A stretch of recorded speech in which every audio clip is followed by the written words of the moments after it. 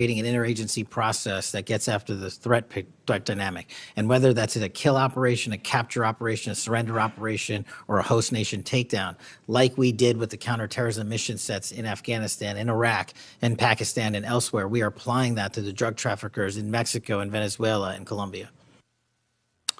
Thank you very much. Thank you, Mr. Chair. We have seen too much political violence in this country. We all know that. Just last week, Director, your friend Charlie Kirk was gunned down on a college campus. I'm sorry for your loss. In Minnesota, only 2 months ago, a madman took the life of my friends, Melissa and Mark Hortman, shot Senator John Hoffman and his wife Yvette a combined 17 times. And evidence indicates that he would have killed a lot more if law enforcement hadn't intervened.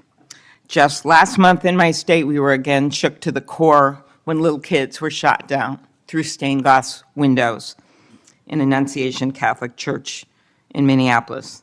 And while the victims weren't politicians in this case, they were 6-year-olds and 8-year-olds, the manifesto that the shooter left behind was political. But in the words of your own federal law enforcement, this person was an all-purpose hater. Went after blacks, Hispanics, the president, Muslims, Jews, nearly everyone. And this happened during the first Mass of the year for these kids. They were excited to see their friends, meet their new teachers, and 2 children, 8-year-old Fletcher Merkel, 10-year-old Harper Moisky, were murdered. 21 other people injured, some of the kids, 18 kids, severely. Fletcher was just starting 3rd grade. He loved his family, his friends. He loved fishing and cooking. In his dad's words, any sport he was allowed to play. Harper, the other child, we celebrated her life this Sunday, thousands of people. Her parents described her as bright, joyful, and a deeply loved 10-year-old whose laughter, kindness, and spirit touched everyone that she knew. We've heard the words of young children who were saved because 12-year-olds laid on top of them, or a kid with disabilities who was paralyzed, whose teacher pulled him out of the wheelchair, threw him under the pew, and laid on top of him. We do thank the local FBI director and the local U.S. Attorney's Office for their work in both of these cases, the Hortman case and this. But I did want to focus on one local law enforcement moment that I'm not sure has made with all the news going on in Minnesota.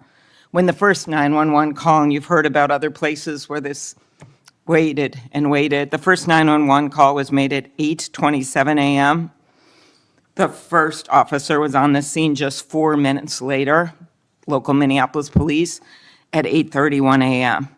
The Chief O'Hara, shared with me the actual numbers. Listen to this.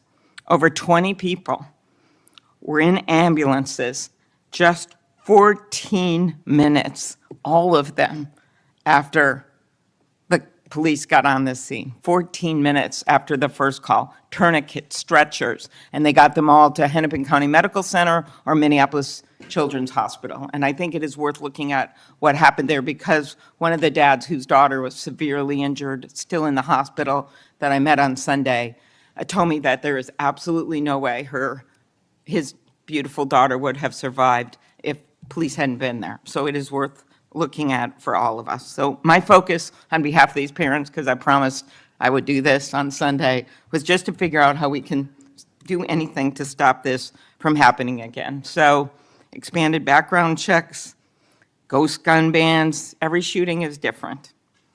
Raising the minimum age to purchase assault weapon, even if we're not going to ban them. I favor banning them, but that's one idea that's out there when so many of these shootings are people who are 18, 19, 20, 21. The one at Annunciation Church was 23. Both shooters in Uvalde and Buffalo had just turned 18 when they purchased the assault weapon bans. I'm not saying any one of these things would prevent every single shooting, but I really ask everyone to look at these. We also need to tackle social media, and I really did appreciate Senator Graham's questions. I think we have to protect free speech and not engage in censorship.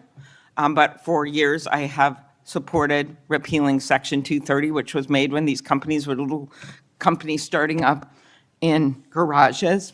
And I think it is one way to get at making this better environment online and preventing violence. So my first question is on the assault weapon ban. Do you think that would be helpful in reducing gun deaths, Director? Senator, if I may, I want to answer the question, but thank you for your remarks, especially it relates to my friend Charlie. And I share and relay my remarks, my sentiments to you. Minnesota has suffered untold tragedy in these last few months. And whatever creativity we can use to eliminate even just one shooting, one horrific death, I am in favor of engaging with Congress fully to do. I don't have the answers. I don't know what will eliminate it in its entirety, but I'm willing to engage and explore new ways with you, Senator. Okay, thank you. And so, assault weapon ban. What do you think? Senator, I think there are instances on this legislation that could prevent future attacks, but I'm not going to weigh into the creation of legislation. Could you also look at, and I favor just assault weapon ban, not getting these guns in the hands of people that shouldn't have them, but could you look at the numbers on the ages? Yes. Because from 18, even going from 18 to 21, which wouldn't have prevented the shooter in Annunciation Church from purchasing that gun. He purchased several the same day. Over 100 rounds were fired from the assault weapon through the stained glass windows. So if you went up to 25, it would have stopped that immediate purchase and probably saved the lives of these kids. But if you go to 21, that is the same age that already applies to purchasing handguns from federally licensed dealers. So I prefer another approach, but I was hoping that our Republican colleagues would at least look at that, given Uvalde, Buffalo, and some of these other mass shootings, trying to be practical, but thinking that it could make a major difference. Strengthening background checks, could you also look at that? And then banning ghost guns and bump stocks. What do you think of that? So, Senator, you're talking to my heart here on one of the core missions at the FBI, which is our CJIS facility in Winchester, Virginia, which is our hub for our NICS checks, our NCICs, our capabilities on when we have, I think it's 19,000 state and local community law enforcement come to us for these background checks. We're trying to make that processing as fast as we can so we can get them real-time information. I think we have a 93% clearance rate in 15 minutes as it relates to ghost guns, but we can do better. All right, well, just if you could get back to me on all those and talk to the White House. Threats against elected officials have increased exponentially. Members of Congress received more than 9,000 threats last year, up from 1,600 in 2016. There's been a lot of talk about the rhetoric and the like. And if we want to move forward on things like Section 230, or even look if we can do anything on guns, I do think we're going to have to be honest about this all-purpose hater issue, and it has bothered me, this thing, we're going to go after this group, we're going to have to go after this group. I just want to, for the record, show that the murder of Speaker Hortman and her husband, it was Democratic lawmakers on his list. He went to the ones whose addresses he had, by the way. Planned Parenthood was on the list, as were businesses and law firms. Doctors. I already mentioned the ones with the Catholic Church shooting. So it is not just, as the radicals on the left, what's a quote from the president, are the problems or destructive movement of left-wing extremism that Vice President Vance said. According to the Anti-Defamation League last year, all the murders were committed. And I'm not actually going to say this because I don't even want to go left-right with this, but you can imagine it wasn't from the left. Cato Institute, conservative think tank, published a study just last week that found terrorists from the right were responsible for 6 times more deaths than people from the left. I actually don't want to go tit for tat on this, but what I am asking for is that this rhetoric of blaming one side or the other stop, if you could convey that to the president, and that we actually work on things that are solutions. So could you commit to me, Mr. Patel, Director Patel, that you will do that? Absolutely, Senator. Okay, thank you. Last, you were asked about social media, and I will put some more questions on the record about that. I think we could make major movement on that. The local FBI helped when the city of St. Paul was a victim of a cyber attack, and I'm concerned about some of the cyber attack cuts. I'll ask you that on the record. AI, I'm glad you raised that. I think we have to do more, but also including election interference because they're using AI videos. I just had one happen in this very committee on me, and I just think they're going to start using it in democracy, election. They could be foreign. Do you think some of this is foreign entities, Mr. Patel? Generally speaking, we have traced a lot of this to loose groups overseas that don't have any sort of central cluster. There's going to be a lot on you then. And then last, I'll put on the record just my concern about protecting journalists. The new guidance that came out of the department. Have you deployed any FBI resources to investigate members of the media for activities related to news gathering, reporting, or reporting on government whistleblowers, something near and dear to the chairman's heart? The only time we would involve an investigation of a journalist if they have conducted or committed an allegation of separate criminal activity, most prominently leaks of classified information. Thank you. Senator Hawley. Thank you very much, Mr. Chairman. Director Patel, good to see you. Thank you for being here. You're leading the FBI at a very critical time for that agency and also a critical time for our country. And I want to start by talking to you about the tide of violence that we have seen, ideological violence against people of faith, particularly Christians. You just think here, take a rough catalog. Just in the last couple of years, we've seen shooting at the Covenant School, Christian school in Nashville. We've seen school shooting at the Annunciation School. We've seen church shootings multiply. We've seen acts of crime and violence, vandalism, arson against churches and parishes all across the country. And then, of course, last week, Charlie Kirk, who said, "I want to be remembered for my courage, for my faith," was shot on a college campus. Let me just start with the assassination of Charlie Kirk. Is the FBI, and I appreciate the tremendous work the FBI has done in this investigation, is the FBI investigating the Kirk assassination as part of this broader pattern of anti-religious, anti-Christian violence? We are investigating Charlie's assassination fully and completely and running out every lead related to any allegation of broader violence, and we're producing results on that we'll disclose when appropriate. Good. I'm glad to hear that. Let me just ask you a few questions about that if I could. Sure. Reports have suggested that the FBI is investigating a broader network of groups that may have had some knowledge of the shooter's plans.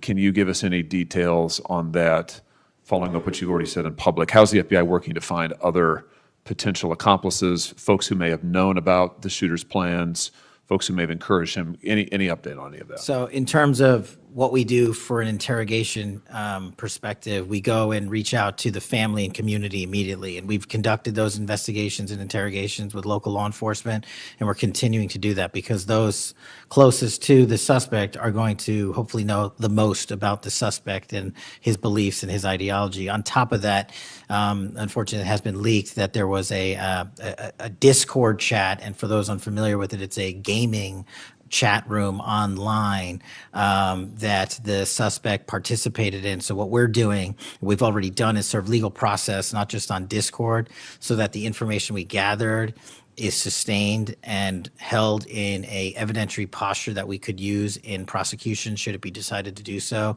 And we're also going to be investigating anyone and everyone involved in that Discord chat. Okay, very good. I see the public reports that the Discord thread had as many as 20 additional users. It sounds like you're trying to run down all of that to see if that's accurate, who else may have been on that thread, what they may have known. Is that fair to say? It's a lot more than that, and we're running them all down. It's a lot more than 20? Yes, sir. And you're running all of that to ground? Every single one. Yeah, fantastic. Let me just turn to the broader question here of anti-religious, anti-Christian violence. Let me just give you a few stats that I'm sure that you're all too familiar with. Every person of faith in America certainly is. Major report this past year found that there have been over 400 instances of hostility against churches in the United States in the year 2024. Those included arsons, bomb threats, shootings, and firearm incidents. Another organizational report found that there were 500 attacks on Catholic parishes alone. So that number 415, that's all Christian churches in 2024. Another organization found 500 separate attacks on just Catholic parishes since May of 2020. Of course, we have the Covenant school shooting, the Annunciation school shooting in Minnesota, where 2 children were shot dead as they were praying in a pew. Here's my question. What is the FBI doing to take on this rising tide of violence that seems to be motivated by anti-religious hatred? Specifically, sir, we have 60 anti-Catholic hate crime incidences reported to us that are being investigated. Publicly, I can tell you we have 5 hate crime investigations with anti-Catholic bias ongoing currently in the states, in the cities of Kansas City, Louisville, Houston, Nashville, and Richmond. That's what I can say publicly. But any ideologically based attack against any faith, as a man of faith myself, will not be tolerated, and the full resources of the FBI are committed to all of it. Are you investigating any domestic cells that instigate or encourage or fund or in any way support attacks on churches or other houses of worship? Senator, you raised an incredibly important point that most people don't look at. I've always said we follow the money, and whether it's terrorism or attacks based on ideology or attacks on institutions of faith or people of faith, someone's paying for it, and we are reverse tracing those steps. We are not stopping at the perpetrator themselves. We are reverse engineering to hold those accountable in our investigations to who funded them and knowingly funded them, and we will bring the appropriate steps against them with our partners at DOJ. Good. I'm glad to hear that. We look forward to hearing reports on that progress. Yeah. Sorry about that. Let me just ask you this in the same vein, Director. Since the Dobbs decision, the FBI has advertised $25,000 rewards for information on attacks on abortion clinics. Will the FBI similarly offer rewards for information on attacks of houses of worship? Yes, when it is appropriate, the rewards are any reward, whether it's an attack on a house of faith or on a homicide or whatever, is determined by a group within the FBI, but we will work with them to make sure that rewards of monetary value are put out for all ideologically based attacks. Good. You just rattled off some statistics, which I was glad to hear, about the number of investigations you have open, the incidents you're tracking against Christians, against houses of worship. Let me just ask you if you consider designating a senior official as a liaison to houses of worship, to Christian other religious organizations, to publish metrics on investigations and arrests related to church attacks, church threats, vandalism, arson, etc. Will you set up a system for liaising and then reporting so that everybody can see, this committee and the public can see just how many attacks we're talking about, just what the level of threat and violence is and what the FBI is doing to combat it? Senator, you're speaking my language. The private-public sector partnership on this specific issue, just like the other ones we've talked about, is equally transformative to finding those involved in these criminal activities. And with your assistance, I would ask you if you're able to identify someone who's an expert in that area, we will work with them. We will take their information, because as great as the FBI is, we're only as good as the information we can get, and we don't have the reach that the private sector does in some of these areas. Very good. Happy to help on that. Let me ask you about something specific to the FBI, because sadly, as you know, the FBI, when it comes to anti-religious animus, has been part of the problem before you got to this agency. And I know that you remember the infamous memo generated by the FBI that attempted to recruit informants in houses of worship, in particular in Catholic parishes. Your predecessor testified when this information, I just want to reiterate, this memo became public because of a whistleblower. It was not turned over to this committee. It was not disclosed to this committee. In fact, we were told it didn't exist, and then a whistleblower published it, showing that indeed the FBI had recruited informants, attempted to, into Catholic parishes. Your predecessor then testified, sitting right where you are today, he testified that this, I'm going to quote, was a single product by a single field office, end quote. That was a lie. Because we then had additional whistleblowers come forward and say, no, actually, multiple field offices contributed to the drafting of the report. And indeed, there was a second anti-Catholic memo that the FBI generated, and indeed, those memos were distributed to over 1,000 FBI agents across the country. You know all of this. You and I talked about it when you were here for your confirmation hearing back in January. I just want to follow up and see, have you been able to determine how this memo got written and distributed? How is it that the Federal Bureau of Investigation came to be recruiting informants in Christian churches in this country? Senator, we did dig in, and we are doing our investigation simultaneously with Congress. And just to put it in perspective, we've provided 700 documents on the Richmond Catholic memo specifically to this committee, whereas my predecessor provided 19 pages. And not only that, but we looked into how the source recruitment structure at the FBI was conducted during this time.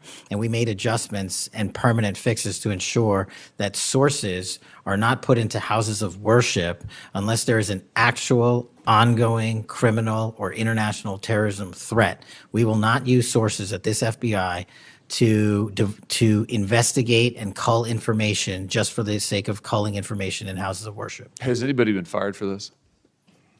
There have been terminations related to this and resignations.